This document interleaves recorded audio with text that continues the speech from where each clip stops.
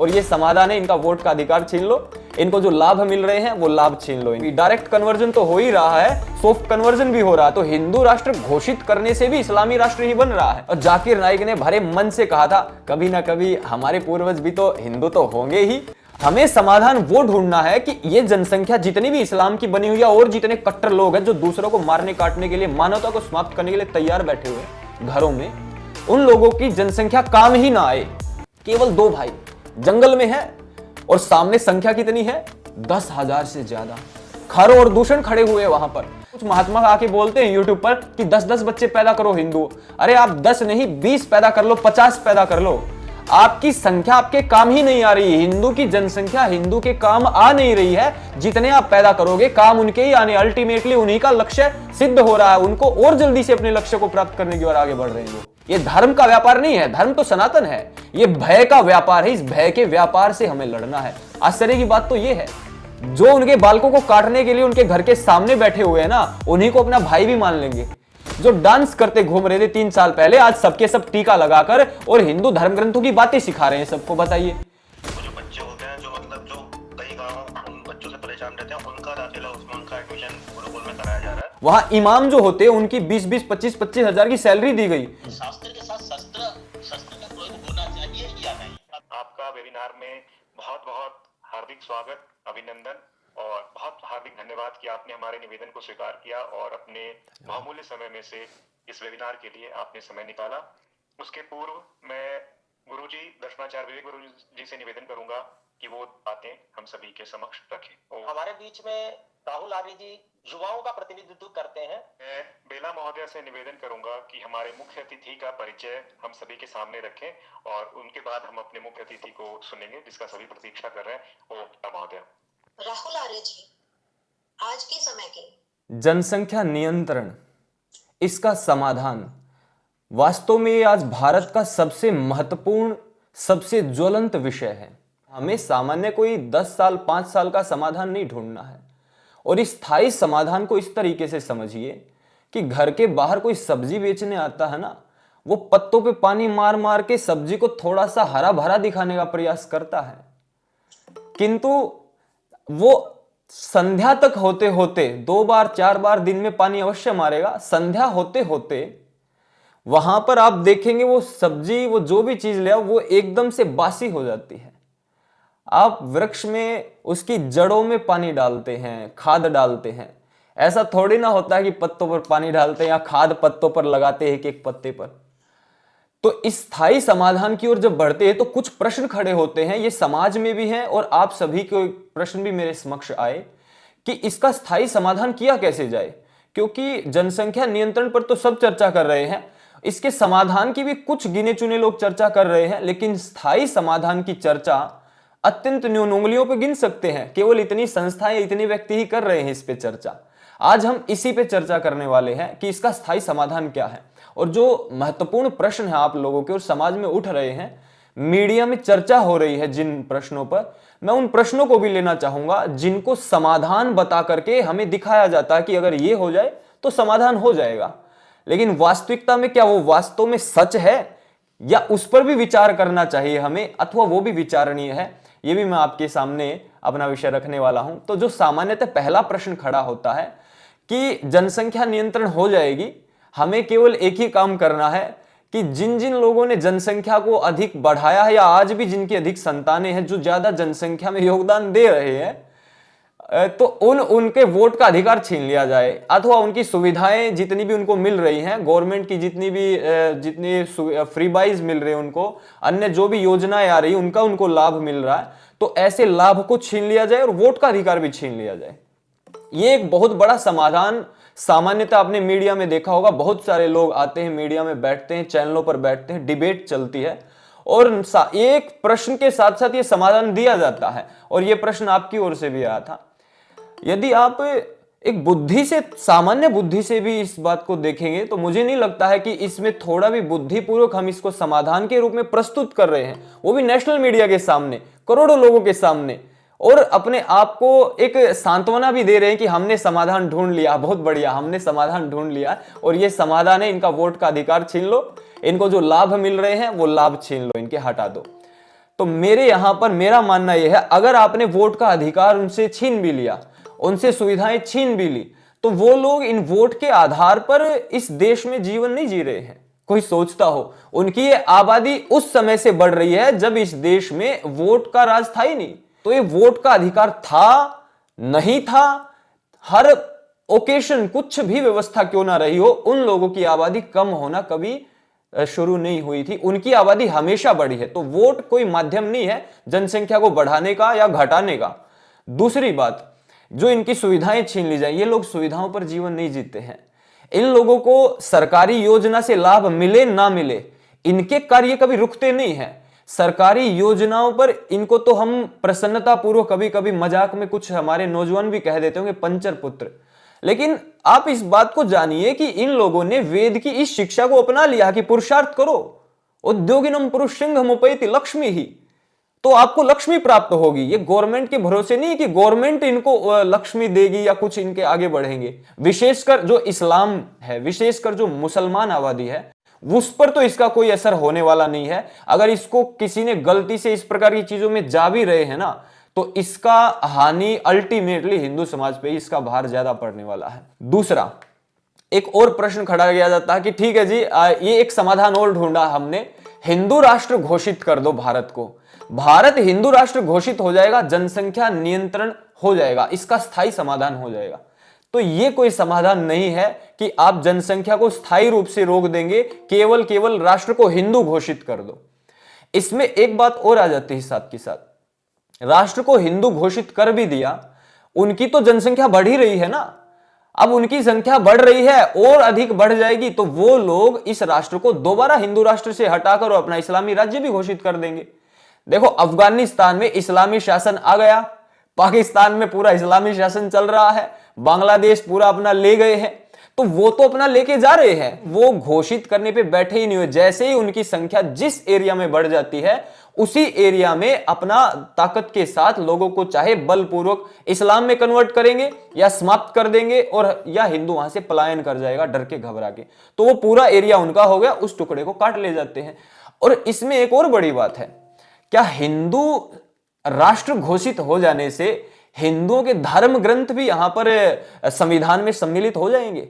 जिस प्रकार से इस्लामी कंट्री है, वो सारे के सारे अपने कुरान के अनुसार शासन प्रशासन चलाती हैं, अपनी जितनी भी हदीसें हैं उनके अनुसार शासन प्रशासन चलाती हैं।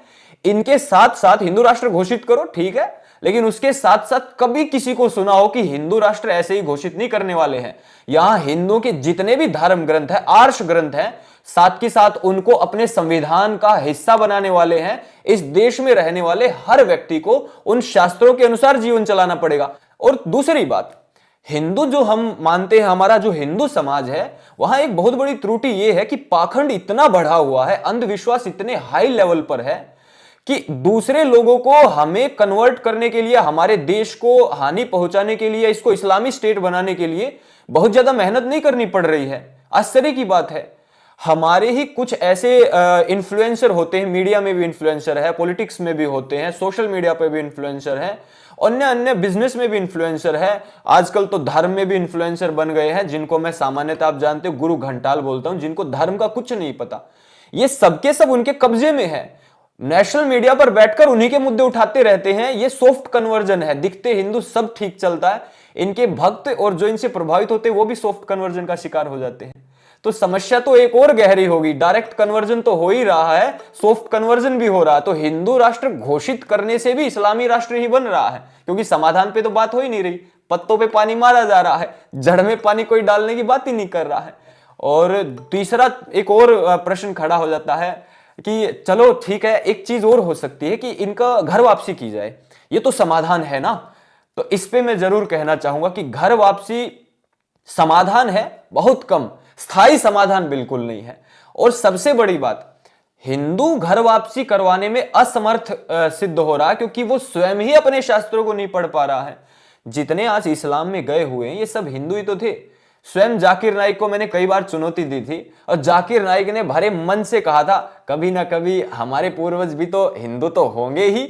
आपने उसकी क्लिप देखी होगी, नहीं तो मैं दिखा दूंगा। ये सबके सब हिंदू थे। अब हिंदुओं की घर वापसी करवाने का प्रश्न जब खड़ा होता तो पहले ये देखो कि उन्होंने घर छोड़ा क्यों, पहले तो उस प्रश्न का समाधान हमें ढूंढना पड़ेगा। घर छोड़ने का भी कोई ना कोई कारण होता है। वो सबसे बड़ा कारण आप देखोगे ना, वही ढोंग, अंधविश्वास, पाखंड। हमने वेदों को छोड़ दिया। जब हमने वेदों को छोड़ दिया ना, तो लोग अंधविश्वास, पाखंडी हो गए और दूसरे लोगों ने उस अविद्या का फायदा उठा लिया और वो इस्लाम में चले गए। कोई ईसाई बन गया, कोई अन्य मतपंथ संप्रदाय में चला गया, कोई गुरु घंटालों का चेला बन गया। तो हिंदू राष्ट्र घोषित हो सकता है, आर्य राष्ट्र घोषित हो सकता है, लेकिन साथ के साथ दो चीजें हमें अपनानी पड़ेगी। पहली, वेद और वेद को एक्सप्लेन करने वाले, वेद के भाष्य रूप जितने भी अपने उपनिषद आदि, वेदांग आदि, उपवेद आदि, दर्शन आदि शास्त्र हैं, इन्हीं को राष्ट्र का संविधान के रूप में इनको लागू करना चाहिए। हर व्यक्ति को पढ़ना चाहिए और इनकी मान्यता के विपरीत देश में कोई भी कुछ भी बोल रहा है ना, उस पर एक्शन होना चाहिए। चाहे वो कोई हिंदू हो, मुसलमान हो, सिख हो, ईसाई, कोई भी हो, जो सनातन के धर्म ग्रंथों के विरुद्ध बोलेगा, जो उनको नहीं पढ़ेगा, उनके अनुसार आचरण नहीं करेगा, उस पर कार्रवाई होनी चाहिए। तो समाधान हो जाएगा। जनसंख्या जो बढ़ेगी भी, वो भी तो धार्मिक हो जाएगी, कोई दिक्कत नहीं आएगी फिर। तो इसका धर्म जो परिवर्तन की बात है, घर वापसी की बात है, एक छोटे से उदाहरण से समझिए। गांव छोड़कर ही तो शहरों में आए हैं सब के सब। आज शहरों में जो लोग रहते हैं सब जानते हैं उनकी कहां से आए लोग, गांव से आए हैं। आप एक उदाहरण देखिए कि जिन्होंने गांव छोड़ा और जो शहर में आए, कितने लोग वापिस गांव में गए, ये आंकड़ा निकाल लो एक बार। और कितने लोग आज भी गांव छोड़ रहे, ये आंकड़ा निकाल लो, तो पता लग जाएगा आपको कि गांव छोड़कर तो बहुत बड़ी आबादी जा रही है, घर छोड़कर तो बहुत ज्यादा लोग निकल रहे हैं, वापिस बहुत कम लोग आ रहे हैं। ये हमारे साथ भी हो रहा है कि सनातन को छोड़कर तो बहुत बड़ी आबादी निकल गई। 3-4 देश तो अभी अभी कुछ पिछले 100 वर्ष भी नहीं हुए हैं, निकल चुके हैं। और अभी अपने देश में फिर से वही दंगा फसाद हो रहा, फिर वही जनसंख्या पे चर्चा हो रही है। अच्छा, कुछ लोग कह रहे हैं जनसंख्या पे अभी 2000 सन के बाद ही चर्चा होनी शुरू हुई है। ऐसा नहीं है जी। इस जनसंख्या पे चर्चा जब अफगानिस्तान बाहर हुआ था, जब पाकिस्तान बाहर हुआ था, बांग्लादेश बाहर हुआ था, आज बंगाल में जो परिस्थिति बनी हुई है, अन्य जगह पर जहां दंगे फसाद होते, ये मुद्दा सदा से चला आ रहा है। जब से इस्लाम वालों ने जनसंख्या को लीगल इलीगल सब तरीके से मार काट के हर प्रकार से बढ़ाया और ईसाइयों ने इसको शिक्षा के द्वारा बढ़ाया। अभी मैं रामायण के 2 बहुत महत्वपूर्ण उदाहरण दूंगा और आचार्य आपको पढ़ाते भी हैं एक ग्रंथ, आप तुरंत समझ जाओगे मैं कहना क्या चाहता हूं और कितना गंभीर चोट करना चाहता हूं और इसका स्थायी समाधान देना चाहता हूं।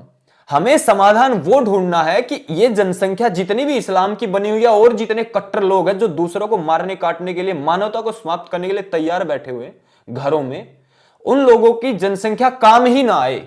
और काम कैसे नहीं आएगी, 2 चीजों से समझो इसको। भगवान श्री राम जंगल में चले गए, एकदम अपना राजपाट सब उनके पास बहुत ताकतवर सेना थी, बहुत धन संपदा, बहुत बड़ा राज्य था उनका। किसी की हिम्मत नहीं थी अयोध्या नगरी के विरुद्ध खड़े हो जाए। लेकिन जैसे ही वो जंगल में गए अपने नियमों के अनुसार, तो देखो रावण आदि और अन्य कुछ राक्षस जातियां इकट्ठी हो गई और वहां शत्रु हो गए। और मैं सदा कहता हूं, मुनेरपि वनस्थस्य स्वानि कर्माणि कुर्वतः उत्पद्यन्ते त्रयः पक्षा मित्रो उदासीन शत्रवः। यदि एक मुनि जंगल में रहकर तपस्या कर रहा तो भी वहां 3 प्रकार के प्राणी इकट्ठे हो जाते हैं, उनके मित्र, उनके शत्रु और तीसरे उदासीन, जिनको कोई लेना देना नहीं। हमें क्या पता क्या चल रहा है, हमें कुछ लेना देना नहीं। इनको मैं आज की भाषा में कहता हूं सेक्युलर। हमारे ऋषियों ने बताओ कब कहा था। इन शिक्षाओं की आवश्यकता है मेरे देश को, गुरुकुल की आवश्यकता क्यों है वही समझिए। केवल 2 भाई जंगल में है और सामने संख्या कितनी है, 10,000 से ज्यादा। खर और दूषण खड़े हुए वहां पर 10,000 की संख्या थी। आज जो आप डर रहे हैं, आपको डराया जा रहा है ना टीवी पर, ये केवल और केवल सनातन के लोगों को किसी ना किसी प्रकार से भयभीत करके और हानि की जा रही है हमारी। ये संख्या की बात बता रहा हूं, जनसंख्या से मुझे डर नहीं है।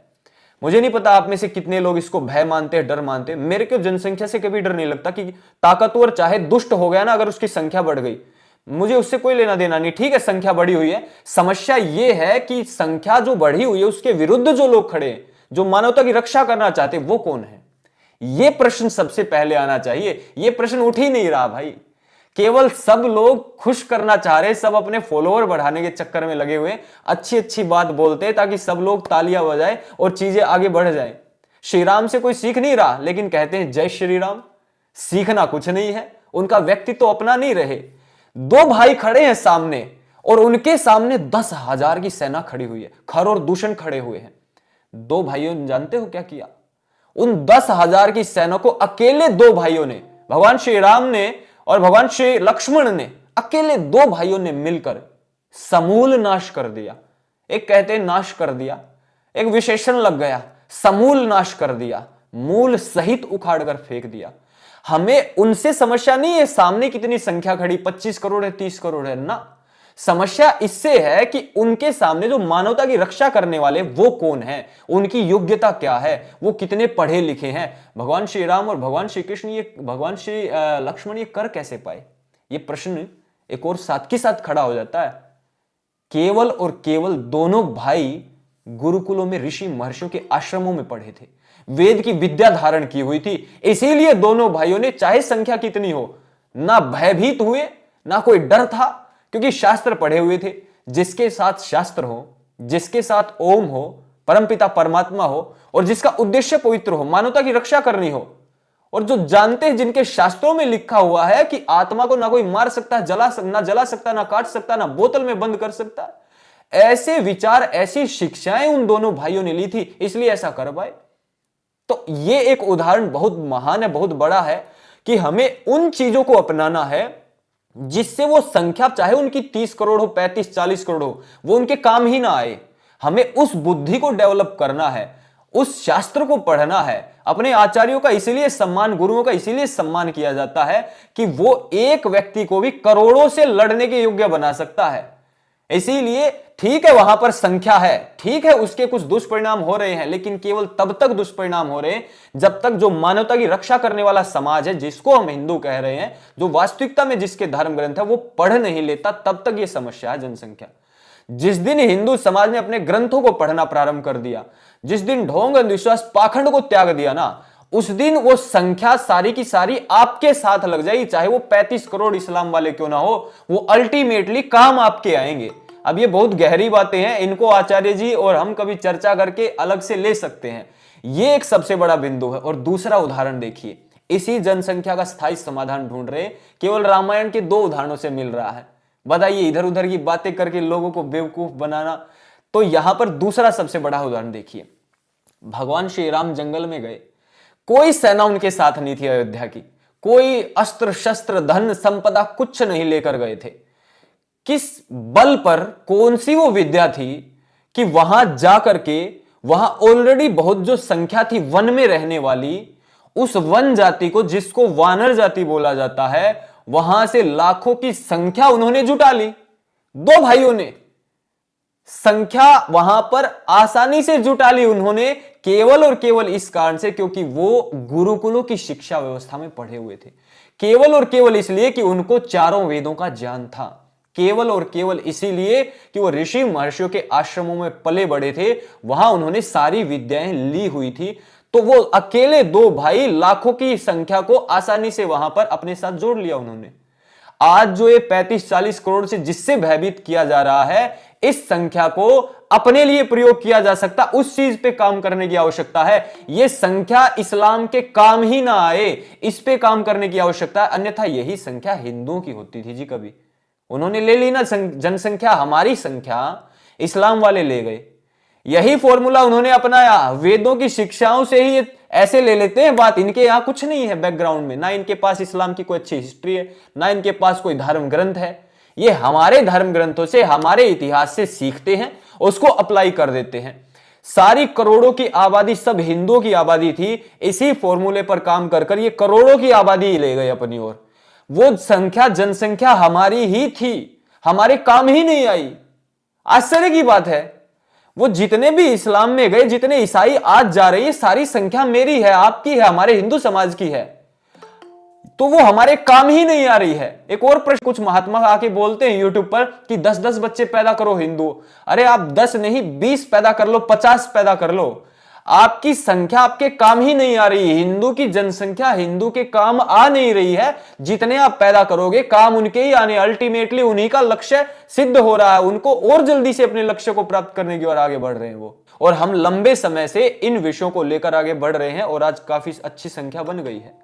तो मेरा निश्चित मत है, दृढ़ मत है कि जनसंख्या नियंत्रण का स्थायी समाधान केवल और केवल वेद के सिद्धांत है, वेद के संविधान के अनुसार आगे बढ़ना ही है, केवल गुरुकुलीय शिक्षा व्यवस्था है।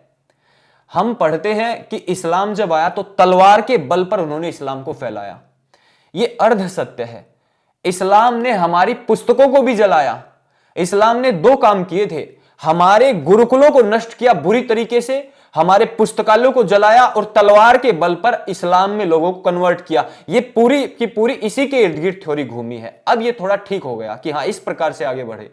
जैसे ही गुरुकुल व्यवस्था गई हमारी, जैसे ही हमारे धर्म ग्रंथ गए, ऐसे ही हमारे समाज में अंधविश्वास और पाखंड ने अपना डेरा जमा लिया, जिससे हिंदू समाज कायर हो गया, कमजोर हो गया, डर गया। आपको जानकर आश्चर्य होगा, किसी हिंदू के सामने जाकर बस आप छोटी सी एक बात बोल देना कि अरे मेरे को लगता है आपके भूत में किसी ओपरी पराई हवा का साया है, वो हर चीज छोड़ देगा संसार की, उसको हिंदू मुसलमान किसी से कोई लेना देना नहीं रहेगा, उसको केवल और केवल भय और डर सताने लग जाएगा। और उस दिन, जिस दिन वो भयभीत हुआ, उसी दिन हिंदू की एक व्यक्ति की संख्या और एक परिवार की संख्या कम हो गई, ये समझ लीजिए। क्योंकि डर के समय पर गिद्ध आते हैं, गिद्धों की विचारधारा आती है। तो इस्लाम ने हमारे गुरुकुलों को नष्ट किया। जैसे ही गुरुकुल गए, हमारे धर्म ग्रंथ गए, हिंदू भयभीत हो गया। और जहां भय होता है वहां चोर आते हैं, डाकू, लुटेरे, दस्यु आते हैं, वो ठगते हैं। भय का व्यापार है ये धर्म का व्यापार नहीं है। धर्म तो सनातन है, ये भय का व्यापार है। इस भय के व्यापार से हमें लड़ना है, और केवल गुरुकुलीय वैदिक व्यवस्था ही इससे हमें छुटकारा दिला सकती है, इस भय के व्यापार से। और फिर सारी समस्याओं, ना केवल जनसंख्या, जितनी बाकी समस्याएं इस जनसंख्या के कारण बढ़ रही है ना, सबका समाधान हो जाएगा। कहते हैं ना, जड़ में पानी डाला तो अंतिम पत्ते तक पानी पहुंच जाएगा। ऐसा ही हो जाएगा, जड़ में पानी डालना हमें, यह है इसका स्थायी समाधान। मैंने आज तक किसी को गुरुकुलों की व्यवस्था पर, गुरुकुल शिक्षा व्यवस्था पर, नेशनल चैनल्स पर या डिबेट में या कहीं अन्य स्थान पर किसी पॉलिटिशियन को, किसी बिजनेस हिंदू होगा ना बिजनेसमैन, कभी चर्चा करते हुए नहीं सुना। पॉलिटिक्स पर बहुत लोग ज्ञान देते हैं, सोशल मीडिया पर बड़ी बड़ी बातें करते हैं, जियो पॉलिटिक्स की बातें करते हैं, इन विषयों पर कोई चर्चा ही नहीं कर रहा। आश्चर्य की बात है, ये मेरे देश का दुर्भाग्य ही तो है, और क्या है ये। फिर इस्लाम के बाद आए ईसाई, इन्होंने क्या किया? ईसाई आए तो इन्होंने उस प्रोसेस को थोड़ा और सिंप्लीफाई कर दिया जो इस्लाम ने धारण की थी, कि गुरुकुलों को तो समाप्त किया ही, बचे खुचे थे उनको भी समाप्त कर दिया, लेकिन साथ ही साथ अपनी एजुकेशन पॉलिसी भी लागू कर दी। यहां पर इस्लाम से थोड़ा एक स्टेप और आगे चले गए। हालांकि उन्होंने भी की थी, लेकिन इतने बड़े स्तर पर नहीं कर पाए वो लोग। इन्होंने और आगे जाकर अपनी एजुकेशन पॉलिसी लगा दी। आज जितने हिंदू समाज, आप हिंदू राष्ट्र घोषित करने की बात करते हो, लेकिन 90% से ज्यादा बड़ी तादाद उन्हीं हिंदुओं की होगी जो इस शिक्षा व्यवस्था को में पले बढ़े ही नहीं है, इसको बहुत बड़ा भी मानते, इसको बहुत महान भी मानते हैं।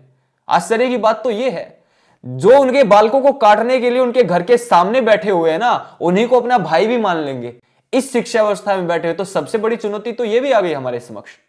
हमारी केवल वेद की इतनी ही तो मान्यता है कि मनुर्भव, मनुष्य बनाना है, और उन लोगों की मान्यता तो आप सभी जानते हैं, सबके सब मतपंथ संप्रदाय फैलाना चाहते।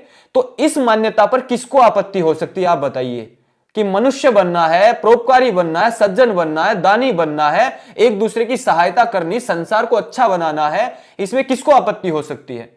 और यदि किसी को आपत्ति है तो परमात्मा ने एक शिक्षा दी थी, अब भगवान श्री कृष्ण से सीख लो।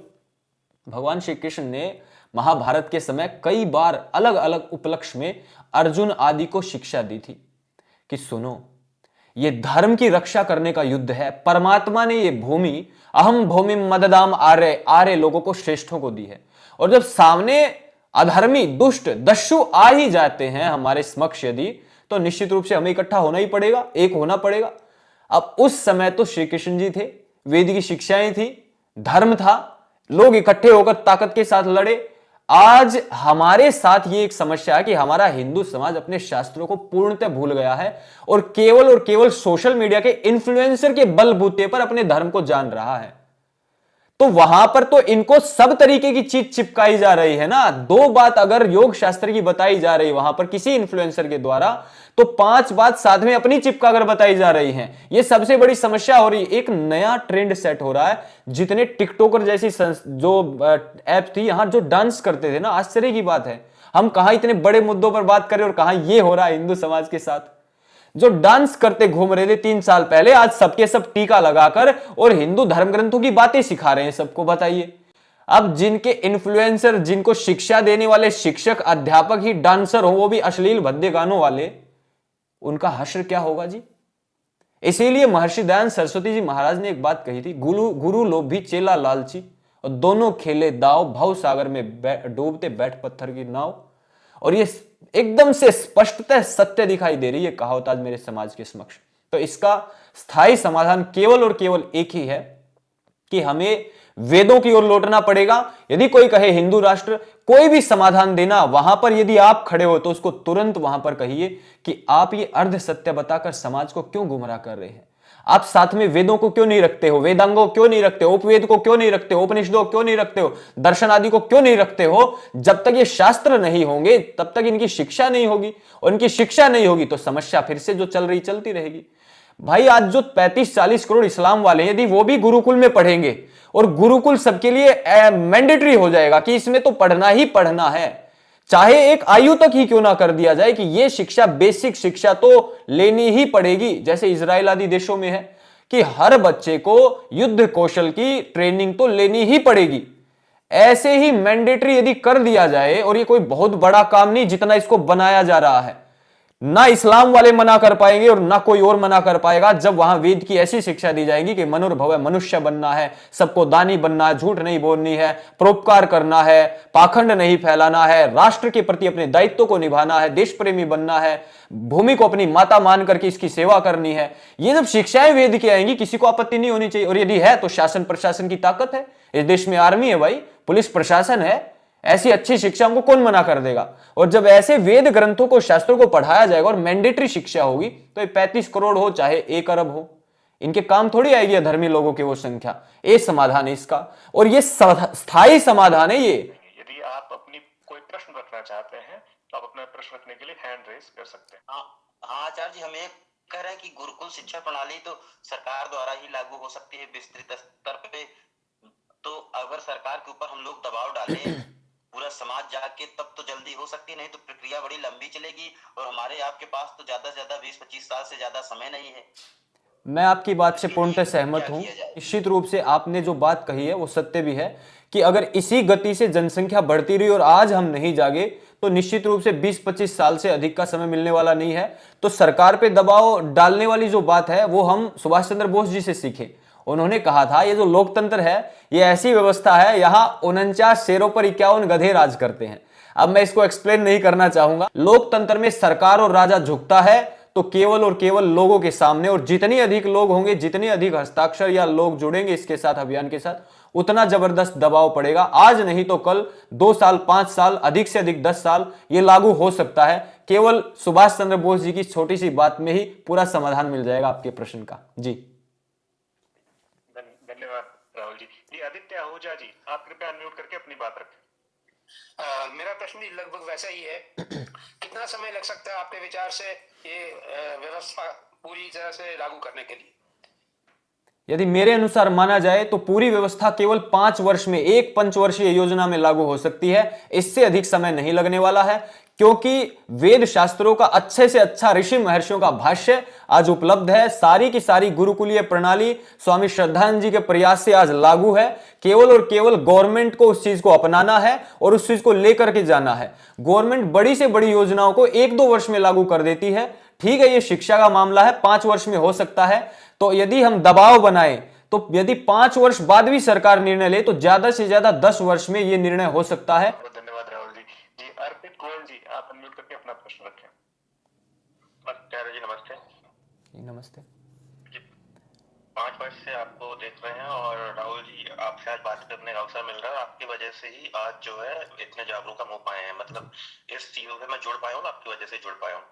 और राहुल जी, मेरा जो प्रश्न है वो ये है कि आजकल जैसे हमारे आसपास के एरिया में जो गुरुकुल खुले हुए हैं, उसमें देखने को मिलता है कि जो सनातनी भाई बंधु हैं अपने, वो जो बच्चे होते हैं, जो मतलब जो कई गांव उन बच्चों से परेशान रहते हैं, उनका दाखिला उसमें, उनका एडमिशन गुरुकुल में कराया जा रहा है।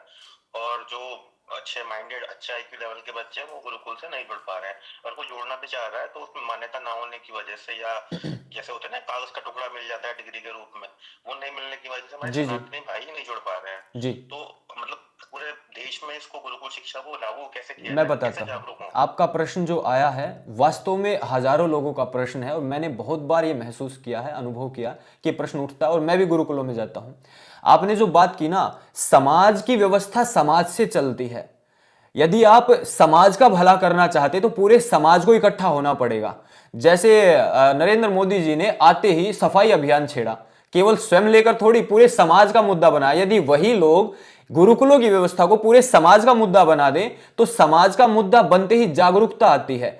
अभी समाज में जागरूकता नहीं है। समाज मानता है कि जो बिगड़े हुए बच्चे उनको गुरुकुलों में भेज देंगे तो गुरुकुल में सुधर जाएगा। वैसे ये पॉजिटिव चीज है। समाज आज भी जानता है, समाज के मस्तिष्क में आज भी ये बात है कि गुरुकुलों में बिगड़े हुए को ही सुधारा जा सकता है, अन्य कहीं नहीं सुधारा जा सकता। लेकिन बस एक ही समस्या है कि समाज ने गुरुकुलों को सहयोग करना छोड़ दिया, समाज ने गुरुकुलों में जाना छोड़ दिया, गुरुकुलों में दान देना छोड़ दिया और गवर्नमेंट तो देख ही नहीं रही। एक उदाहरण देता हूं मैं आपके समक्ष। यहां पर झज्जर में गुरुकुल है। आज से केवल 20-22 वर्ष पूर्व, आपको जानकर आश्चर्य होगा, हरियाणा प्रांत में जो मुख्यमंत्री बना करते थे वो वक्ता अच्छे बन जाएं इस चीज के लिए 1-1, 2-2 महीने की ट्रेनिंग लेकर आते थे गुरुकुल झज्जर में। स्वामी ओमानंद जी के समय तक, जो आज तक मुख्यमंत्री बने हो रहे, उनके परिवार घूम रहे हैं। यह व्यवस्था केवल 20 वर्ष पूर्व तक थी क्योंकि उस समय समाज का सहयोग इस गुरुकुल में और आसपास के क्षेत्र में बहुत ज्यादा था। तो सारा शासन व्यवस्था वहां झुक जाती थी। और इसीलिए देखिए गुरुकुल झज्जर का जो सिलेबस है वो मान्यता प्राप्त सिलेबस है और उसका अपना सिलेबस लागू है। तो ये सिलेबस मैं आज इसीलिए कह रहा हूं, जितने लोग यहां जुड़े हुए हैं, अधिक से अधिक 5 से 10 वर्ष लग सकते हैं, सरकार इनको लागू कर देती है। हरियाणा सरकार ने यहां आकर घोषणा की थी कि ये सिलेबस लागू होगा और वो लागू हुआ। इसीलिए मैं इतना पॉजिटिव हूं। मेरे समक्ष बहुत बड़े बड़े उदाहरण हैं कि गुरुकुलों ने अपनी बात मनवाई है वर्तमान में, लेकिन किसी कारणवश पिछले 15-20 वर्ष में समाज का सहयोग थोड़ा कम हुआ और पॉलिटिशियन पे दबाव डलना कम हो गया, तो उन्होंने गुरुकुलों की आवाज ही दबाना शुरू कर दिया। तो आपका जो मुद्दा था उसका समाधान एकदम से हो जाएगा। समाज सहयोग करना शुरू कर दे, इसका अच्छा समाधान मिल जाएगा। लेकिन देखो, आपके प्रश्न से गुरुकुलों की प्रशंसा झलक रही है, यदि मेरे दृष्टिकोण से आप देखोगे तो। जी, अन्य प्रश्न? जी, बहुत बहुत धन्यवाद जी। नीरज बंसल जी, आप अनम्यूट करके अपना प्रश्न रखें। प्रणाम आचार्य राहुल आर्य जी। मैं नमस्ते। आपके दृष्टिकोण से पूर्णतया सहमत हूं कि हमें शिक्षा पद्धति में तो परिवर्तन की बहुत अधिक आवश्यकता है यदि हम समाज में एक प्रेरणा को एक निश्चित दिशा निर्देश देना चाहते हैं तो। जी। लेकिन मेरे मन में एक बात यह है कि क्या केवल शिक्षा पद्धति परिवर्तन से ही हम अपने लक्ष्य को प्राप्त कर पाएंगे? स्वामी श्रद्धानंद ने गुरुकुलों की स्थापना की, फिर भी उन्होंने घर वापसी अभियान को छेड़ा जी। और उनका बहुत अधिक योगदान रहा। बिल्कुल। तो उस विषय का क्या दृष्टिकोण जी, है? आपके प्रश्न से मैं पूर्णतया सहमत हूं। मैंने इसीलिए कहा कि पूर्णतः वेद की शिक्षा लागू होनी चाहिए, क्योंकि जो धर्म वापसी या घर वापसी जिसको कह रहे हैं, वो जितने भी विषय हैं वो सब पत्ते हैं। जैसे धर्म एक वृक्ष है, बाकी सब पत्ते हैं। यदि हम धर्म के साथ चलते हैं, शिक्षा व्यवस्था हमारी लागू हो जाए, हमारे शास्त्रों की लागू हो जाए, तो निश्चित रूप से हम अन्य छोटे मोटे जो इतनी समस्याएं होंगी उनका समाधान धर्मानुसार ढूंढ पाएंगे। और स्वामी श्रद्धानंद महाराज जी ने भी पहले शिक्षा व्यवस्था स्थापित की, उसके पश्चात घर वापसी का उन्होंने संकल्प लेकर आगे बढ़ गए। और वहां भी एक चीज थी, शासन अपना नहीं था उस समय। यदि शासन अपना होता तो स्वामी श्रद्धानंद इस रास्ते पर थोड़ा सा अलग दृष्टिकोण से जाते, और उन्होंने अपनी पुस्तकों में यह बताया भी हुआ है। पंडित रामप्रसाद बिस्मिल ने भी अपनी आत्मकथा में इस दृष्टिकोण को दिया हुआ है कि यदि अपना स्वदेशी शासन हो जाए तो शासन के द्वारा यह कार्य लागू हो तो यह कार्य संभव हो जाए और बहुत सरलता से, शीघ्रता से हो सकता है। यदि हम इसको व्यक्तियों पर, कुछ गिने चुने लोगों पर छोड़ेंगे तो ढुलमुल चीजें चलती रहेंगी। तो मेरा सीधा दृष्टिकोण है, आज किसी बाहरी विदेशी आक्रांता का सीधा शासन नहीं है। तो एकदम स्वामी श्रद्धानंद जी ने विचार किया था, जो पंडित रामप्रसाद बिस्मिल जी और क्रांतिकारियों ने हमें बताया है, कि सीधा गवर्नमेंट से अपना काम करवाएं, क्योंकि वो गवर्नमेंट हमारी ताकत से आगे बढ़ी है। तो वो कार्य बहुत सरल है और उसके अच्छे परिणाम आर्य लोगों ने, गुरुकुलों ने पहले लिए हुए हैं अपना दबाव डालकर। तो शिक्षा मूल होती है, शिक्षा के कारण ही आज ये यहां तक हमारा राष्ट्र की इतनी अधोगति हो गई है। तो मैं आपकी बात से पूर्णतः सहमत हूं। दोनों ही चीजें धर्म से और शिक्षा से निकलती हैं। जो घर वापसी के भी चर्चे या जितनी भी अन्य बातें, वो सबकी सब शिक्षा व्यवस्था का ही एक अंग है, उससे बाहर कुछ नहीं है। आपकी जितने सारी चीजें होंगी सबकी सब गुरुकुलीय व्यवस्था के अंतर्गत है, उससे बाहर कुछ है ही नहीं। पॉलिटिक्स भी गुरुकुल की व्यवस्था के अंतर्गत होती है। ये तो बहुत सामान्य मुद्दे हो गए। आचार्य चाणक्य देखिए कहते थे नत्वे वार्यस्य दास भाव, गुरुकुलों में पढ़ाते थे, शास्त्रों के जाता थे, तो वो सब के सब इसी में आ जाएंगे। शिक्षा व्यवस्था से बाहर कुछ नहीं है संसार में, क्योंकि ये एक मानव शरीर है, केवल एक शरीर है, लेकिन जब इसको शिक्षित कर देते हो, इसको संस्कारित कर देते हो, तो ये मनुष्य बन जाता है। अन्यथा एक शरीर है जैसे कुत्ते बिल्ली का अन्य, बल्कि उनसे भी घातक, इसको जलाते तो और अधिक प्रदूषण होता है। तो इसीलिए शिक्षा ही इसको बाकी सभी से अलग कर देती है जीवों से। जी अगला प्रश्न। आदर्श मेहता जी, आप अनम्यूट करके अपना प्रश्न रख सकते हैं। हाँ जी, राहुल जी नमस्ते। नमस्ते। जैसे कि हम देखते हैं कि जो गुरुकुल के संचालक होते हैं बड़े प्रयास करते हैं कि हम कैसे मतलब कि उनका पूर्ति करें जो हमारे ब्रह्मचारी हैं। जी। ये सहयोग हमें सरकार से भी मिलना चाहिए, ऐसा प्रयास होना चाहिए। समाज वाले तो बहुत कम करते हैं, लेकिन सरकार से सहयोग मिलना चाहिए। जी बिल्कुल, निश्चित रूप से मैं आपसे सहमत हूं कि अरविंद केजरीवाल ने मस्जिदों के लिए एक अलग फंड डोनेट तो क्या कहूंगा मैं उसको, वो दान के रूप में नहीं आ सकता है, वो तो कहीं ना कहीं गलत तरीके से हमारे टैक्स के पैसे को किसी ऐसी जगह दिया गया जहां केवल और केवल किसी प्रकार से खतरनाक शिक्षाएं दी जाती हैं। और दूसरा, वहां इमाम जो होते हैं उनकी 20-20, 25-25 हजार की सैलरी दी गई, ये गवर्नमेंट के पैसे से हुआ। वास्तव में इससे हिंदू समाज ने सीखा ही नहीं। आज हिंदू समाज कह रहा है हिंदू राष्ट्र बनाएंगे, क्या किसी भी ऐसे बड़े बड़े लोगों ने इस चीज का खुलकर के लाखों की संख्या में दिल्ली में इकट्ठा होकर विरोध किया? उनके घर के सामने 1 लाख व्यक्ति चले जाते तो अरविंद केजरीवाल की पूरी कैबिनेट आकर यहां तक हाथ जोड़ती, या हरियाणा में कहते हैं कोनियों तक हाथ जोड़ लेती। लेकिन आश्चर्य है, वही लोग सोशल मीडिया पर बैठकर कह रहे हैं हिंदू राष्ट्र घोषित हो। अरे एक बार जाओ तो मैं आदरणीय जी आपके प्रश्न से सहमत हूं कि गुरुकुलों में जहां पर इस्लाम के प्रति भी द्वेष नहीं सिखाया जाता, जहां पर ईसाइयों के प्रति भी द्वेष नहीं सिखाया जाता, जहां किसी के प्रति द्वेष नहीं सिखाया जाता, केवल मानवता की शिक्षा दी जाती है, उनको सरकार को जितना धन हो सके उतना देना चाहिए। और यहां तो कहा गया हमारे शास्त्रों में तो कि धन संपदा, सोना चांदी, हीरे मोती जवाहरात, विद्या जहां बढ़ रही है, गुरुकुलों में आचार्य को इनको तो जितना आप दे सकते हो उतना कम, क्योंकि पता है ये लोग परोपकार में लगाएंगे। धन्यवाद राहुल जी, बहुत सारे हैंड रेज हैं, तो हम जी, कुछ तो और प्रश्नों को ले सकते हैं। कुछ आप जो महत्वपूर्ण समझे हिमांशु आर्य जी वो ले लीजिए, क्योंकि फिर सोने का भी समय हो जाएगा और मैं भी प्रातःकाल योग शास्त्र की कक्षा लेता हूँ युवाओं की। तो जी हम 2 प्रश्न केवल और लेंगे, उसके बाद आप बाकी अपने जो प्रश्न हैं वो ग्रुप में लिखकर भेज दीजिएगा। ग्रुप की सेटिंग चेंज की जाएगी, उसको फिर हम राहुल जी तक पहुंचा के मैं फिर कभी जैसा भी समय रहेगा मेरे कार्यक्रमों से निवृत्त होकर तो मैं पुनः आपके समक्ष आ जाऊंगा। धन्यवाद जी। अजीत रथ जी, आप अपना प्रश्न रख सकते हैं, ये अंतिम प्रश्न रहेगा। अजीत रथ जी। जी सबको सादर नमस्ते जी। मेरा एक छोटा प्रश्न है, प्रश्न क्या कुछ नहीं है, ऐसे कि हम तो सोमनाथ मंदिर का देखे हैं, क्या ये लोग क्या किए, पूरा 17 बार ये लूट देते बोलते हैं कि सोमनाथ जी है, हम रक्षा करेंगे, छोड़िए ये बात। अभी हम शास्त्र को लेके तो बहुत कुछ मालूम हुआ कि शास्त्र में सब कुछ है, तो शास्त्र के साथ शस्त्र का प्रयोग होना चाहिए या नहीं? शास्त्र के साथ शस्त्र का प्रयोग होना चाहिए अथवा नहीं, मेरी तो सीधी मान्यता है, जिसने शास्त्र का प्रयोग करना सीख लिया, शास्त्र से बाहर कुछ है ही नहीं। मेरे से आप यदि पूछेंगे कि ये हो या ये हो, तो मैं कहूंगा ये जितने भी आप चीजें ब्रांच लेके आ रहे सबके सब शास्त्र में है। यदि शास्त्रों ने कहा कि आप बलिदान दो इस मातृभूमि के लिए, तो वो शास्त्र ने ही हमें सिखाया है कि मेरी मातृभूमि पर कोई आघात करता है, मेरे परिवार पर कोई आघात करता है, मेरे आचार्य गुरुओं पर, गुरुकुलों पर कोई आघात करता है, तो शास्त्र ने मुझे सिखा दिया कि शस्त्र उठा ले। तो निश्चित रूप से शस्त्र का प्रयोग होना चाहिए, क्योंकि हमारे शास्त्र ने हमें कहा है, उसके लिए सिचुएशंस होती हैं, उसके लिए परिस्थिति होती है, और हमारे शास्त्र की बातों ने वर्तमान संविधान ने भी माना हुआ है, ऐसा नहीं है। और भिन्न भिन्न देशों के संविधान ने हमारे वेदों की चीजों को उठाया हुआ थोड़ी थोड़ी मात्रा में। आज ये संविधान भी कहता है कि आत्मरक्षा में आप शस्त्र का प्रयोग कर सकते हो, ये हमारे वेदों से आया है, वेदों से बाहर नहीं है ये चीजें। तो अजीत जी ने जो कहा वो निश्चित रूप से शस्त्र से ही हम रक्षा कर सकते हैं यदि कहीं दुष्ट हो, लेकिन वो शस्त्र शास्त्र के अधीन होना चाहिए। शास्त्र के अधीन जब शस्त्र नहीं रहता तो अपने और पराये में भेद नहीं कर पाता है। शास्त्र के अधीन जब शस्त्र होता है तो वो अपने और पराये में भेद करके और उससे वो निर्णय करवा देता है सत्य पर, धर्म पर, स्थापित करवा देता है धर्म को। ये एक सीधा आपके प्रश्न से जो निकल के आती बात ये स्पष्ट है, और इसी से संसार में पुनः धर्म की स्थापना हो सकती है और मानवता की रक्षा हो सकती है। तो ये आपका प्रश्न था। और आप सभी ने जितने भी, मैं हिमांशु जी को धन्यवाद देता हूँ, आचार्य विवेक वरुण जी को धन्यवाद देता हूँ।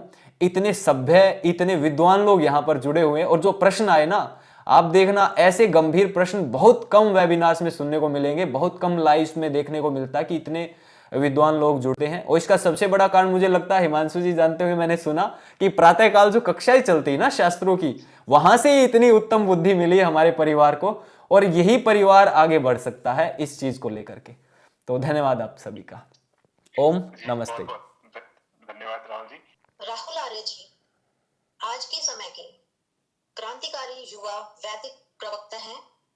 आर्य युवकों में सोशल मीडिया पर पकड़ बनाने वाले प्रथम वैदिक प्रवक्ता हैं आप हरियाणा से हैं। समाज में व्याप्त बुराइयों और पाखंड पर कड़ा प्रहार करते हैं वैदिक धर्म के प्रचार प्रसार के द्वारा। आपने एक पुस्तक भी लिखी है, सर्वश्रेष्ठ कौन। यह एक पुस्तक ही नहीं अपितु मानवता का अरबों वर्षों का धार्मिक इतिहास है। आपका चैनल थैंक्स भारत, या हिंदी में कहें धन्यवाद भारत का उद्देश्य तो बहुत से व्यक्तियों को यह समझाकर कि क्या सच है और क्या सच नहीं है, क्या अच्छा है और क्या बुरा है, जीवन पर एक नया दृष्टिकोण देने में मदद की है और अभी भी मदद कर रहे हैं। वस्तुतः सत्य को स्वीकार करना और असत्य को अस्वीकार करना आपके ही हित में है। यह परीक्षा और त्रुटि भी हो सकती है, लेकिन अंततः आप जीवन का सही अर्थ समझेंगे, ऐसा राहुल आर्य जी का कथन है। हमेशा सकारात्मक सोचें और सकारात्मक रहें। अपने शब्दों से आप लोगों के मन को बदलने की शक्ति रखते हैं। ये भी आपका कथन। जब लोग दूसरों से झूठ बोलते हैं, बहुत ही सुंदर कथन है आपका, जब लोग दूसरों से झूठ बोलते हैं, विश्वासघात करते हैं और अपने फायदे के लिए दूसरों का फायदा उठाते हैं, हर तरफ से जहरीला हो जाता है। घर में झगड़े, देश विदेश में झगड़े, बीमारी आदि का यही कारण है। जिस दिन हर कोई यह समझ जाएगा कि वास्तविक खुशी पाने के बजाय देना होगा, उसी दिन सभी समस्याओं का समाधान हो जाएगा। छोटा सा परिचय कि बचपन से ही युवा अवस्था में लगभग 15 वर्ष की अवस्था से ही आपने समाज कल्याण के लिए कैसे बड़े भाई की बची हुई पॉकेट मनी से आपने इस कल्याण के कार्य को आरंभ किया। बहुत ही प्रेरणादायक और बहुत ही सुंदर आपके बारे में ये मुझे आज परिचय देने में गर्व और खुशी महसूस हो रही है। 2010 की बात है, लगभग आप 15 वर्ष की आयु में राहुल जी ने अपने बड़े भाई रोहित आर्य जी की मदद से फेसबुक के माध्यम से अच्छे लोगों का मतलब जो समाज के कल्याण के लिए कार्य करते हैं, उनको ढूंढना आपने आरंभ किया। 2013 में वैदिकप्रेस.com अपनी खुद की एक वेबसाइट आपने आरंभ करी। हर महीने 1 लाख से अधिक लोग इसका लाभ उठाते हैं। 2010 से लेकर 2014 तक राहुल आर्य जी ने अपने बड़े भाई रोहित आर्य जी, उस समय 2010 में इनके बड़े भाई इंजीनियरिंग कर रहे थे, तो उनकी जो बची हुई पॉकेट मनी की सहायता से, देखिए कितना कम इनके पास धन होता था, और बड़े भाई भी भगवान राम की तरह से इसको उस पॉकेट मनी से इनकी मदद करते थे। तो पॉकेट मनी की सहायता से उपरोक्त कार्य किया। 2014 में रोहित आर्य जी को नौकरी मिलने पर दोनों भाई मिलकर समाज कल्याण के लिए कार्य कर रहे हैं। 23 मार्च 2016 को राहुल आर्य जी ने अपने कुछ साथियों के साथ आर्य समाज बैंक कॉलोनी में गरीब बच्चों को पढ़ाना आरंभ किया। कितना पुण्य कार्य, छोटी उम्र से। इसी दिन इसी तिथि को उनके दिमाग में थैंक्स भारत आया, धन्यवाद भारत को यूट्यूब पर गंदगी साफ करने, अर्थात आप समझ रहे होंगे कि किस प्रकार यूट्यूब के द्वारा कितनी गंदगी फैलाई जा रही थी, उसको साफ करने और अच्छे लोगों के लिए अपना रास्ता खोलने में केवल इन्हें 2 वर्ष लगे। राहुल आर्य जी ने अपना पहला वीडियो 2013 में अपलोड किया था। जब उन्होंने पहली बार किसी सार्वजनिक कार्यक्रम में बात की थी, उस वीडियो को 5000 लोगों ने देखा था। आइए मिलते हैं हमारे ऊर्जावान, क्रांतिकारी, नवयुवा, वैदिक प्रवक्ता श्री राहुल आर्य जी से गुरुकुल क्रांति परिवार की ओर से आपका हार्दिक अभिनंदन और स्वागत। हम सभी ऑनलाइन वेबिनार में ऑनलाइन पुष्प गुच्छों और मधुर तालियों की गड़गड़ाहट से आपका बहुत बहुत स्वागत करते हैं और अभिनंदन करते हैं। ओम शांति।